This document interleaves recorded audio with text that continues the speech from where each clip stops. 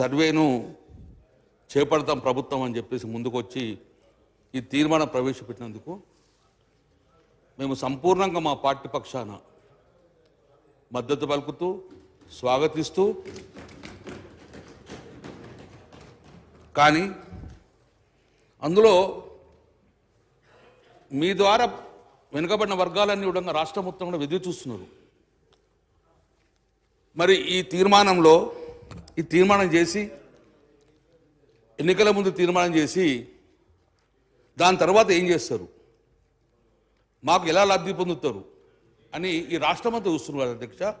అనుమానాలు నివృత్తి చేసి ఒక్క నిమిషం మీరు ఇదే అద్దండి. బీసీలకు మాట్లాడే అవకాశం కలగలేదు కాబట్టి చెప్తున్నాను మా గురి అధ్యక్ష.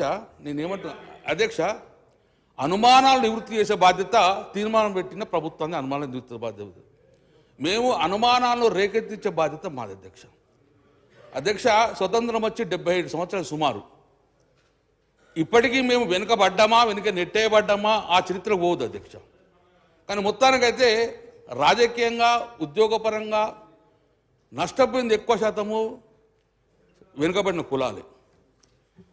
మేము వెనుకబడిన కులాల పక్షాన వెనుకబడిన కులాలకు రాజ్యాధికారం కావాలని, సంఖ్యాపరంగా రాజ్యాధికారం కావాలని, సంఖ్యాపరంగా ఉద్యోగ అవకాశం కలగాలని చెప్పి మా ప్రధాన డిమాండ్ అది. సో ఆ అనుకూలంగా ఈరోజు మేము ప్రభుత్వాన్ని డెఫినెట్గా ఒక బీసీ బిడ్డగా మేము స్వాగతం పలుకుతున్నాం. గౌరవ ముఖ్యమంత్రి గారు కూడా మేము కృతజ్ఞత తెలియజేస్తున్నాం అధ్యక్ష. కానీ అధ్యక్ష ఒకటి అధ్యక్ష, ఇందులో ఒక 2 అంశాలు అధ్యక్ష. ఇప్పుడే గౌరవ మంత్రి పొన్నం ప్రభాకర్ గారు ఏం చెప్పారంటే, ఇది కేంద్ర ప్రభుత్వం నుంచి సెన్సస్ కావచ్చు, కానీ సర్వే చేసే అధికారాలు మాకుంటాయి, మేము చేస్తామను స్వాగతిస్తాం అధ్యక్ష. కానీ అధ్యక్ష మీరేం చెప్పారు, మేము బిల్లు పెడతాం, ఆ బిల్లును అవును మీరే అన్నారు, మేమనలే. మీరు బిల్లు పెడతాము, తీర్మానం కాదు మాది, చట్టం చేస్తామన్నారు మీరు అధ్యక్ష. చట్టం చేస్తామన్నారు. నేనేమన్నా రిక్వెస్ట్ అధ్యక్ష, ఈ తీర్మానం చేస్తుంది కదా, ఈ తీర్మానం తర్వాత దీన్ని చట్టంగా ఎప్పుడు మారుస్తారు సార్? నేను అనుమానం నివర్తిస్తాను, మీరు చెప్పండి. నా అనుమానం మేము చెప్తున్నాను మీకు. సో చట్టం మాకు, ఎందుకంటే చట్టం చేస్తేనే దానికి స్టాండర్డ్ ఉండదు అధ్యక్ష. బీహార్ చూడండి, ఏపీ చూడండి, ఇప్పటికీ కర్ణాటక పరిస్థితి అట్లా ఉంది అధ్యక్ష. అందుకే దీన్ని ఈ యొక్క కులగణన చేసిన తర్వాత ఎప్పుడు దీన్ని చట్టంగా మారుస్తారు, ఆ విధి విధానం ఏందో ప్రభుత్వం చెప్పలేదు అధ్యక్ష. మరి ఇప్పుడు కులగణన అన్నారు అధ్యక్ష, బీసీ కులగణన చేస్తారా? ఈ రాష్ట్రంలో ఉన్న సకల జనుల కులగణన చేస్తారా? బీసీ కులగణన చేస్తే నష్టపోయేది బీసీ వర్గాలే. బీసీ అధ్యక్ష ఇప్పుడు మేము స్టార్ట్ చేయగానే మీరే బిల్ ప్రపోజల్ మీరే తీర్మానం పెట్టారు, మాట్లాడే అవకాశం కలిగించారు. నన్ను చెప్పండి అధ్యక్ష, ఏమైనా ఉంటే నేను స్వాగతిస్తున్నాను చెప్తున్నాను. నేను డెఫినెట్గా మా బీసీలకు మాకు ఈ హక్కు, ఈ ప్రభుత్వం మీరు ఇచ్చినలా మాకు రాజ్యాంగపరంగా హక్కులు వస్తాయని మేము భావిస్తున్నాం. దానిలో ఉన్న అనుమానాలు నివృత్తి ఏమంటారు, వేరేమంటలేము అధ్యక్ష. తర్వాత రేపు పొద్దున ఏమైనా కోర్టులో ఇబ్బంది చిక్కులు రావద్దనేగా మేము కోరుకుంటున్నాం అధ్యక్ష. ఒకటి అధ్యక్ష, మరి అందులో ఎస్సీ పాపులేషన్, ఎస్సీలు, ఎస్టీలు, మైనార్టీసు, బీసీలు, సకల జనుల మొత్తం మందిని కూడా మీరు గణన చేస్తేనే బీసీ వర్గాలకు చెందిన ఎంత పరిస్థితి సమగ్ర కుటుంబం చేస్తేనే బీసీల శాతం ఎంతో బహిర్గతం అధ్యక్ష. మరి అధ్యక్ష ఒకటి అధ్యక్ష, మరి కులగణన అన్నారు, ఇది సర్వే అంటున్నారు. What is the difference between the కులగణన అండ్ కుల సర్వే? మరి ఇప్పుడు కులగణన చేసేది ఈ సెన్సస్ కేంద్రానికి సంబంధించిన ఇష్యూ, మరి రాష్ట్రాన్ని సర్వే చేస్తున్నారు.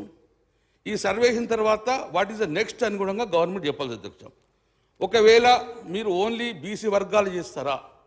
ఎందుకంటే 1931లో చేసిన తర్వాత 2011లో కేంద్ర ప్రభుత్వం సెన్సస్ చేసిన అధ్యక్ష. ఆ సెన్సస్లో అప్పుడు ఓసీ, ఎస్సీ, ఎస్టీ అన్ని చేయడం వల్ల ఆ రోజు ఫస్ట్ టైం 2011లో central government socio economic caste census చేసిన అధ్యక్ష 2011లో. అప్పుడు దాన్ని ఎవరు చేశారు? మినిస్ట్రీ ఆఫ్ రూరల్ డెవలప్మెంట్ చేశారు అధ్యక్ష. ఎందుకంటే ఒక బీసీ వర్గం కాకుండా అన్ని చేద్దాం అధ్యక్ష. మరి ఈరోజు తెలంగాణ రాష్ట్రంలో బీసీ కమిషన్ ద్వారా చేస్తారా, లేకుంటే గవర్నమెంట్ చేస్తుందా, లేకుంటే సెపరేట్ ఒక కమిషన్ చేసి ఈ యొక్క బీసీ గణన చేస్తారో మీరు చెప్పాల్సి అధ్యక్ష. గణన చేస్తారు అధ్యక్ష. ఎందుకంటే ఇప్పుడు బీహార్లో చేసింది జిఏడి చేసింది అధ్యక్ష, బీసీ కమిషన్ చేయలేదు. సో నా ప్రధాన డిమాండ్ ఏంటి అధ్యక్ష అంటే, ఒక బీసీ వర్గాలు కాకుండా ఈ రాష్ట్రంలో ఉన్న ప్రతి కుటుంబంలో ప్రతి ఇండ్లను సర్వే చేసి వారి వారి క్యాస్ట్ను మీరు సర్వే చేయాల్సిందిగా నేను ప్రధాన డిమాండ్ ఇస్తుంది. తద్వారానే ఈ బీసీలలో శాతభేదత ఉంటుంది అనేది బహిర్గతం అధ్యక్ష. ఇది ప్రధాన డిమాండ్ అధ్యక్ష. ఓన్లీ బీసీలను చేస్తే నష్టపోయేది మళ్ళీ బీసీలే. కాబట్టి దయచేసి అధ్యక్ష, లేదు అన్ని వర్గాలను చేస్తారంటే మాత్రము ఇది బీసీ కమిషన్ ద్వారా చేస్తారా, లేకుంటే గవర్నమెంట్ పరంగా చేస్తారా, లేకుంటే సెపరేట్ కమిషన్ ద్వారా వేసేసి ఈ యొక్క బీసీ గణాంకాలను చేయాల్సిందిగా అధ్యక్ష. రెండో అధ్యక్ష,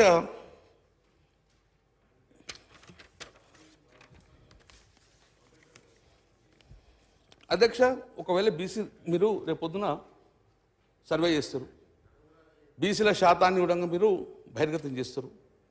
దాని తర్వాత మాకేమేమి అవకాశాలు ఇస్తారు అధ్యక్ష? మీరు మొన్ననే ఒకటి కామారెడ్డిలో ఒక రిజల్యూషన్ చేశారు, బీసీ డిక్లరేషన్ చేశారు అధ్యక్ష. అందులో చాలా బీసీలకు పెద్ద పెట్టేస్తారు అధ్యక్ష. సో ఆ ప్రకారంగా మీరు మాకు విద్య నెంబర్ 1, అందులో ఉద్యోగం నెంబర్ 2, ముఖ్యంగా లోకల్ బాడీస్. ఎందుకంటే ఇప్పుడు సెన్సెస్ కాదు, సో చట్టసభల్లో మేము డిమాండ్ చేసే అవకాశం లేదు. చట్టసభలలో మాకు రాజ్యాధికారం కావాల్సింది కేంద్ర ప్రభుత్వం నిర్ణయం. కాబట్టి లోకల్ బాడీలో మీకు అధికారం ఉన్నది, లోకల్ బాడీలో మాకు ఎంత శాతం మీకు ఇవ్వగలుగుతారు? మీరేమి ఇచ్చారు? మీరు కామారెడ్డిలో మీరు ఏం చెప్పిన డిక్లరేషన్ 42% మీకు లోకల్ బాడీస్లలో మీకు ఇస్తున్నారు. మరి రేపు పొద్దున మీరు చేసిన 42 మీకు ఇచ్చిన తర్వాత ఎస్సీ ఎస్టీ కనుక 50% దాటిపోతే మీరు ఏం స్టెప్ తీసుకోగలుగుతారు? 50% రిజర్వేషన్ దాటిన తర్వాత దాన్ని కూడా క్లియర్గా మీకు బిల్లులో పెట్టేటప్పుడు మొత్తం చెప్పాల్సిన బాధ్యత మీకు ఉంది అధ్యక్ష. అధ్యక్ష ఇంకోటి, మరి దీనికి టైం బాండ్ ఎంత, ఎన్ని ఫేసులు చేస్తారు? మీకు పార్లమెంట్ ఎన్నికలు వస్తున్నాయి, ఈ పార్లమెంట్ ఎన్నికల లోపల సర్వే మొత్తం కంప్లీట్ చేస్తారా? ఆ సర్వే చేసిన తర్వాత దాన్ని చట్టంగా ఎన్ని రోజులు మాస్తారు? విధి విధానాలు ఎప్పుడు చెప్తారు? దీనికి టైం బాండ్ ఏమైనా ఉందా? సో మీరు ఏమిటి తీర్మానంలో పెద్ద ఏం లేదు టైం బాండ్. మొదటి ఫేజ్లో ఎంత ఇస్తారు? ఒకటే ఫేజ్ చేస్తారా, ఒక ఫేజ్ 2 ఫేజ్ చేస్తారా? టైం బాండ్ ఎంత, టైం లిమిట్ ఎంత? అధ్యక్ష మొన్న బడ్జెట్లో చదివినాం మేము, బీహార్లో మొన్న సెన్సస్ చేసినప్పుడు వాళ్ళు సుమారు 500 నుంచి 600 కోట్ల రూపాయలు ఖర్చు పెట్టారు. మరి దీనికి ఇంత పెద్ద సర్వే చేయాలంటే ఎన్ని కోట్లు పెడుతున్నారు? మీరు ఏ బడ్జెట్ చెప్పలే. మరి కులగడ చేస్తా అన్నారు, మీరు ఎంత బడ్జెట్ లెక్కటి చేసిర్రు? దీనికి కావాల్సిన బడ్జెట్ ఎంత, దానికి ఎంత చేయగలుగుతారు కూడా మీరు ఎక్కడ మెన్షన్ చెప్పేసారు. దాని కూడా క్లియర్గా ఇంత టైం బాండ్ ఇన్ని ఫేసులు చేస్తాము, దీని ప్రకారంగా ఇంత బడ్జెట్ అవసరం అని కూడా మీరు చెప్పాల్సిన బాధ్యత మీద అధ్యక్ష. టైం లిమిట్ కూడా అధ్యక్ష, టైం బాండ్ కూడా అధ్యక్ష. మరి ఇవన్నీ కూడా బయట ప్రజలందరూ చూస్తున్నారు అధ్యక్ష. మరి ఈ ఫలాలు మాకు ఎప్పుడు అందుతాయి? సుమారు 77 సంవత్సరాల నుంచి మేము ఎదురు చూస్తూ ఉన్నాం. చాలా సందర్భాలలో మాకు రాజ్యాధికారం కావాలి, సంఖ్యాపరంగా రాజకీయం కావాలి కొట్లాడుతున్నాం, విద్యా అవకాశాలు లేవు అనుకున్నాం.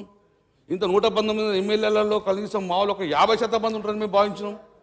చట్టసభలలో కావాలని మీరు అదే డిమాండ్ ఉంది. నేను గౌరవ ముఖ్యమంత్రి గారిని రిక్వెస్ట్ చేస్తున్నాను అధ్యక్ష, మీ పరంగా గౌరవ ముఖ్యమంత్రిని మేము రిక్వెస్ట్ చేస్తున్నాం, మీ పరంగా ఎంత విలేత అయ్యింది. కానీ గతంలో గౌరవ ముఖ్యమంత్రి కేసీఆర్ గారు ఉన్నప్పుడు మేమందరం ఒక తీర్మానం చేసి రిజర్వ్ చేసినాం. రేపు పొద్దున అదే తీర్మానాన్ని కూడా కేంద్రానికి పంపించేసి చట్టసభలలో కూడా మాకు రాజ్యాధికారం కావాలని చెప్పి ఆ డిమాండ్ కూడా గౌరవ ముఖ్యమంత్రిని ముందుండి చేయించాలని చెప్పి నేను రిక్వెస్ట్ చేస్తున్నాను రేవంత్ రెడ్డి గారిని.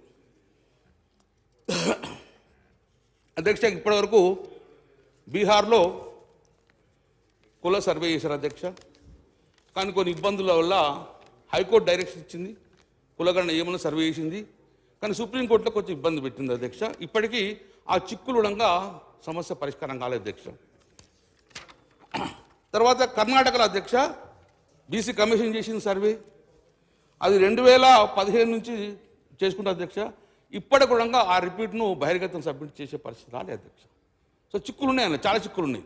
అటువంటి చిక్కులు మనం ఫేస్ కావద్దని చెప్పి నేను రిక్వెస్ట్ చేస్తున్నాను అధ్యక్ష. నేను సంపూర్ణంగా నేను బీసీ మన మండల కమిషన్లు కొట్లాడుకున్న బీసీ వర్గాల కాబట్టి ఎక్కువ సంతోషం మా వర్గాల అధ్యక్ష. మా వర్గాల రిజర్వేషన్ వస్తే మేము మాట్లాడేది ఏ వర్గానికి వ్యతిరేకంగా అధ్యక్ష. మేమందరంగా ఏ వర్గానికి వ్యతిరేకంగా మాట్లాడము, ఏ కమ్యూనిటీకి వ్యతిరేకంగా మాట్లాడము. మాకు రాజ్యాధికారంలో మాకు హక్కులు కావాలని చెప్పి పోరాటం చేసి మా జాతులు ఇవన్నీ కూడా అమ్మాయి. మీరు ఇస్తా అంటే సంతోషం తీసుకుంటాం, దీవనాతలు ఇస్తాం, మేము అంతగానే ఎక్కువ చేయగలం అధ్యక్ష. బీహార్లో జిఏ డిపార్ట్మెంట్ ఇచ్చిన అధ్యక్ష వాళ్ళు 2023లో చేసిన అధ్యక్ష. కానీ ఇప్పటికి కూడా ఆ రిపోర్టు పబ్లిక్ డొమైన్కి వస్తలే అధ్యక్ష. అంటే చేస్తాం, తర్వాత పొలిటికల్ ప్రెజర్స్, భయంకర ప్రెజర్స్ ఉండడం వలన అది ఇప్పటికి బహిర్గతం కాలేకపోతుంది. ఆ అవకాశం కూడా మనం ఇవ్వకుండానే ఈ చట్టం చేసుకుని దాన్ని డైరెక్ట్ చట్టం చేసి విధివిధానాలు చేసే విధంగా మనకు సుప్రీంకోర్టులో కానీ ఎక్కడ చిక్కులు రావాలి, కోర్టులో వేరే క్యాస్ట్ ఇబ్బంది రాదు అధ్యక్ష. ఆంధ్రప్రదేశ్ స్టార్ట్ చేసింది అధ్యక్ష, వాళ్ళు ఇప్పుడు కూడా బహిర్గతం చేసే పరిస్థితి లేదు. మనం కూడా ఒకసారి సర్వే చేసిన తర్వాత ఈ యొక్క రిపోర్ట్ కూడా బహిర్గతం చేసే విధంగా మనం చట్టాన్ని తయారు చేసుకోవాలని చెప్పి నేను రిక్వెస్ట్ చేస్తున్నాను అధ్యక్ష. అధ్యక్ష ఇంకొకటి అధ్యక్ష,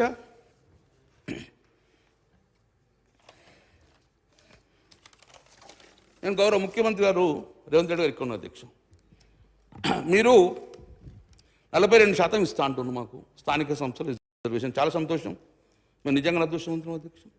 మీరు కామారెడ్డి బీసీ డిక్లరేషన్ చేశారు అధ్యక్ష, అందులో మీరు మాకు ఒకటి హామీ ఇచ్చారు అధ్యక్ష, గంపగుత్తగా బీసీ వర్గాలని కూడా మీకు ఓటేసిన కారణంలో బీసీ డిక్లేర్ చూసింది మీరు కామారెడ్డి దాంట్లో అధ్యక్ష. ఏం చెప్పారు మీరు?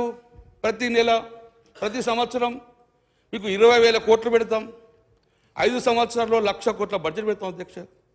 మొన్న మీరు బడ్జెట్ పెట్టారు 8,000 కోట్లు పెట్టారు అధ్యక్ష. మరి ఫస్ట్ సంవత్సరంలో 12,000 కోట్లు పట్టాయి అధ్యక్ష. మీరు 7,000 కోట్లు పెట్టారు, అది కళ్యాణలక్ష్మి లేకుండానే 8,000 రూపాయలు ఇంక్లూడింగ్ కళ్యాణలక్ష్మి పెట్టడం వలన మీరు ప్రతి సంవత్సరం 20,000 ఇస్తా అని 1,00,000 కోట్ల బడ్జెట్ పెడతా అని బీసీలో చెప్పి కామారెడ్డి డిక్లరేషన్ ఇచ్చిన తర్వాత మొదటి సంవత్సరం 8,000 పెట్టడం వలన 12,000 కోట్ల పడ్డాయి అధ్యక్ష. మరి నేను గౌరవ ముఖ్యమంత్రి రిక్వెస్ట్ చేస్తున్నాను, ఈ 12,000 నెక్స్ట్ బడ్జెట్ పెట్టేసుకొని ఈ సంవత్సరం 1,00,000 కోట్ల బడ్జెట్ మా బీసీలకు పెడుతున్నా లేదా ఒక్కసారి అదనంగా చెప్పాల్సిన బాధ్యత ప్రభుత్వం ఉంది అధ్యక్ష. రెండో అధ్యక్ష, మీరు 42% పెంచుతా అన్నారు. వచ్చే స్థానిక సంస్థలు జడ్పీటీసీ ఎన్నికలు ఉన్నాయి అధ్యక్ష, సర్పంచ్ ఎన్నికల అధ్యక్ష, అందులో మాకు 42% వాటా మాకు ఇవ్వాల్సిందిగా దాని లోపలే ఈ యొక్క సమగ్ర కుటుంబ సర్వే చేసి మాకు ఆ స్థానిక సంస్థల లోపల వెనుకబడిన వర్గాలకు 42% ఇవ్వాలని చెప్పి నేను ప్రధానంగా డిమాండ్ చేస్తున్నాను అధ్యక్ష మా పార్టీ పరంగా. ఎందుకంటే మీరు ఇచ్చిన హామీ ఏది కామారెడ్డిలో ఉన్న డిక్లరేషన్ గౌరవనీయులు మన సిద్ధరామయ్య గారు రావడం జరిగింది అధ్యక్ష. మేము కూడా విన్నాను, అది చాలా సంతోషపడ్డాం, మా వర్గాన్ని సంతోషపడ్డాం. రెండోది అధ్యక్ష, ఎస్సీ ఎస్టీ లాగానే మేము సబ్ ప్లాన్ తెస్తాం, మేము మీకు క్లియర్గా సబ్ ప్లాన్ ఇస్తాం. దాని పేరు Mahatma Jyotiba Phule BC sub plan కూడా అన్నారు అధ్యక్ష. చాలా సంతోషం అధ్యక్ష. దానికి చట్టబద్ధత కల్పించేసి 1,00,000 రూపాయల బడ్జెట్ పెడతాను అధ్యక్ష. We all are waiting for the 1 lakh budget అధ్యక్ష. 1,00,000 కోట్లు సార్, 1,00,000 కోట్లు సార్ అధ్యక్ష. గౌరవ ముఖ్యమంత్రి రేవంత్ రెడ్డి గారు ఉన్నారు అధ్యక్ష.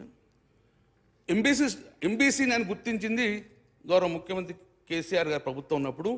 అసలు ఎంబీసీలు బీసీలు వేరు, ఎంబీసీలు వేరు, వాళ్ళను అసలు పట్టించుకున్న పరిస్థితి లేదు అధ్యక్ష.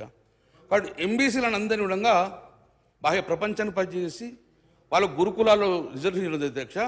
మొన్న ఒక అడుగు ముందేసి ఈ యొక్క కాంగ్రెస్ ప్రభుత్వం ఒక అడుగు ముందేసి ఎంబీసీకి మంత్రిత్వ శాఖ ఇస్తా ఉంటుంది అధ్యక్ష.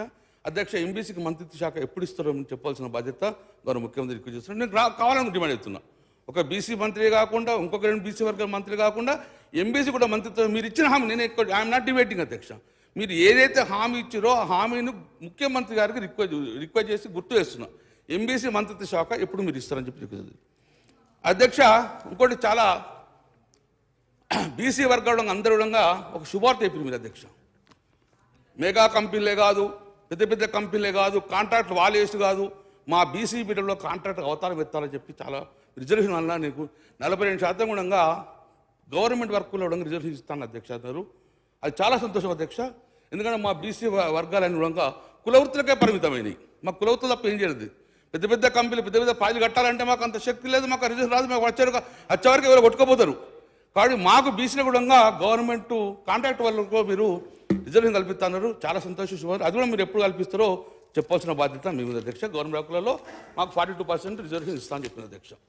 అధ్యక్ష, అప్పుడు మా గౌరవ ముఖ్యమంత్రి గారు కేసీఆర్ ఉన్నప్పుడు లిక్కర్కి ఎక్కువ సంబంధించింది గౌడ సోదరులు ఉంటారు కాబట్టి వైన్స్లలో గౌడ సోదరులకు ప్రాధాన్యత ఇవ్వాలని చెప్పేసి ప్రప్రదంగా మేము 15% రిజర్వేషన్ గౌడ సోదరుల కోసము ఇవ్వడం జరిగింది అధ్యక్ష. వైన్స్లు ఎందన్నా కానీ అందులో 15% గౌడ సోదరులు కేటాయించడం జరిగింది. తద్వారా చాలామంది గౌడ సోదరులు ఈ వైన్స్ నడుపుతున్నారు అధ్యక్ష, ఎందుకంటే వాళ్ళ వృత్తి అదే కాబట్టి. కానీ ఈ ప్రభుత్వం ఒక ముందడుగు వేసేసి వారికి 15% కాదు మేము 20% ఇస్తామన్నారు. చాలా సంతోషం. వెనుకబడిన కులాలకు చదువు లేని వారికి కూడా మాకు ఇది ఒక చాలా అవసరం పడుతుంది అధ్యక్ష. 20% రిజర్వేషన్ వైన్స్ కేటాయించుకుంటూ కూడా మిగతా మున్నూరు కాపు, విశ్వబ్రాహ్మణ, పద్మశాలి ఇవన్నిటి కూడా ఇస్తామని చెప్పి చాలా సంతోషం అధ్యక్ష. మీరు కూడా మాకు వైన్స్లలో మా వెనుకబడిన కులాలు కూడా రిజర్వేషన్ కల్పించాలి. ఎప్పుడు కల్పిస్తారో మీరు చెప్పండి. దీన్ని 15% to 25% చేసుకుంటూ మిగతా మా వర్గాలు కూడా కల్పిస్తామని చెప్పారు. ఏదైతే మీరు డిక్లరేషన్ ఆఫ్ ద కామారెడ్డి చెప్పారో అందులో భాగంగా మాకు ఇది ఈ అసెంబ్లీ తర్వాత మాకు ఈ చట్టబద్ధత కల్పించమని చెప్పేసి రిజర్వేషన్ కల్పించమని మేము కోరుతున్నాం అధ్యక్ష. ఇది మేము ఒక్క డిమాండ్ అధ్యక్ష. మీరు చెప్పిందానే మేము రిక్వెస్ట్ చేస్తాం అధ్యక్ష. అన్ని జిల్లా కేంద్రాలలో ప్రొఫెసర్ జయశంకర్ బీసీ ఐక్యతా భవనాలు కట్టిస్తాం అధ్యక్ష. చాలా చాలా సంతోషం. మేము ఆహ్వానిస్తున్నాం, స్వాగతిస్తున్నాం అధ్యక్ష. ప్రతి జిల్లా హెడ్ క్వార్టర్లో ఐక్యతా భవనాలు ఎప్పుడు కట్టిస్తారు? ఒక్కొక్క భవనాన్ని 50 కోట్లతో తక్కువ కాకుండా కట్టిస్తామని చెప్పారు అధ్యక్ష. దాన్ని ల్యాండ్ ఎక్స్ తొందరగా చేసుకొని దానికి జీవో ఇచ్చేసి టెండర్ కాల్ఫర్ చేయాలని చెప్పేసి నేను గౌరవ ముఖ్యమంత్రి గారిని, గౌరవ ప్రభుత్వాన్ని నేను రిక్వెస్ట్ చేస్తున్నాను అధ్యక్ష. ఐఎమ్ నాట్ డిమాండింగ్, మీరు చెప్పిన హామీలే ఇది. సభ్యులను కోరుతా ఉన్నా అధ్యక్ష. డెఫినెట్లీ వారికి హక్కు ఉన్నది. వారు మా మేనిఫెస్టో పరంగా